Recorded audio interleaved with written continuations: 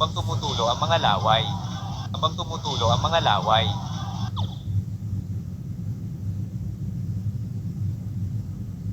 Ito si Naoya Inoue, ang undisputed champion ng Super Bantamweight Division na kung saan pumapangalawa siya sa listahan ng pinakamagaling na boksingero sa mundo ng boxing.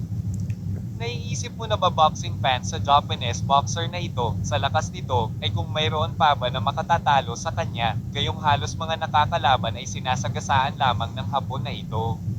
Si Inoue ay may unbeaten record na 29 wins with 26 knockout.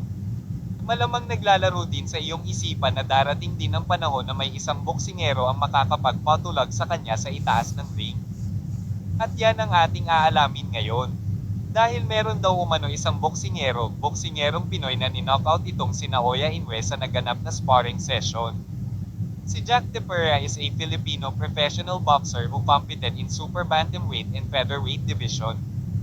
At sa mga pagti-training ni Naoya Inoue ay kumukuha ito ng mga Filipino boxer para gawing sparring partner. At isa na dyan si Jack De Pera. Ayon nga kay Jack ay inamin nito na nakasparring nga daw niya si Naoya Inoue at pinabagsak nga daw umano itong si Naoya Inoue. At ito na nga ang video na sumenga sa social media. Halika at panoorin mo boxing fans.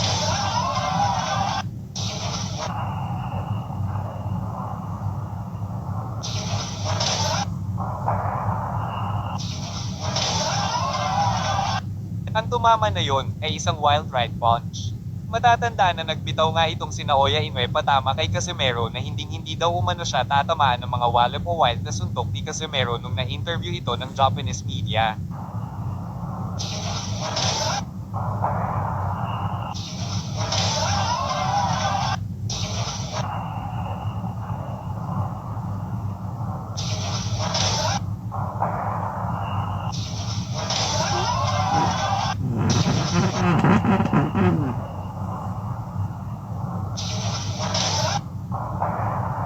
Akala mo nga, pinalo ng baseball bat itong si Inoue, laglag ang tuka nito nung tinamaan ni Jack, so ano masasabi mo kaibigan sa tagpo na yan?